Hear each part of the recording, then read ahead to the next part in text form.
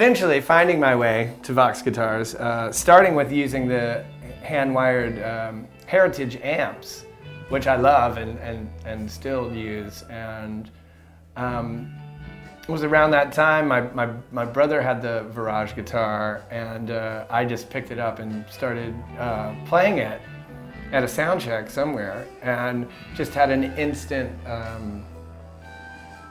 attraction to the instrument, you know. And like again, I think if something inspires you and makes you feel good and makes you excited when you're playing it, I mean, that's the answer, you know, at least for me. And in terms of, wow, I want to see how far that'll take me. And then that turns into, you know, lucky enough to have a custom Virage made for me. And again, we'll see how far the sound takes me, you know. I'm just happy that like these VOX guitars are a big part of the inspiration behind that.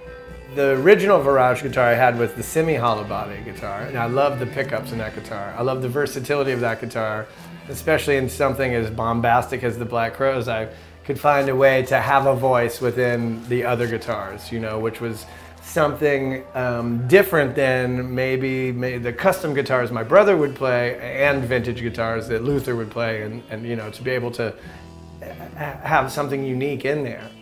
And I think that's what it is about VOX guitars that I like. I think there's a uniqueness about them. The real inspiration for the custom, well, Rich Lasner came to me and said, we want to make you a dream guitar. And of course, just the aesthetics of the guitar, you know, the mandala in the back is something that I really loved. And, you know, we were at a gig in San Jose, around there or something, and we sat down, and I have the envelope in the case where, you know, I wanted the star and moon motif with the Sagittarian stuff. And so it's a little bit, you know, like I'm a super Grateful Dead freak, you know, so I have a little ode to Jerry. And my favorite guitar Bob Weir played in the 70s was his Ibanez guitar that had all the beautiful inlays and everything. So I was like, ooh, we started talking about dream guitars, and hopefully something iconic, you know, as well. I mean, I'm kind of into the totem quality of it, you know, that this is the kind of guitar that I'd be happy to play this guitar for as long as I'm playing guitar, and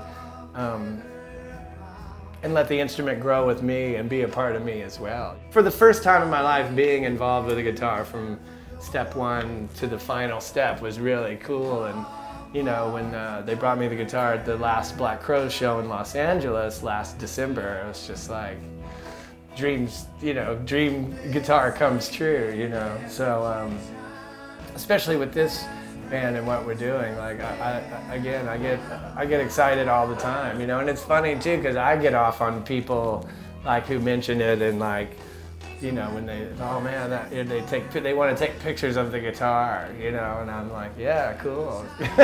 You know, that's part of it, you know.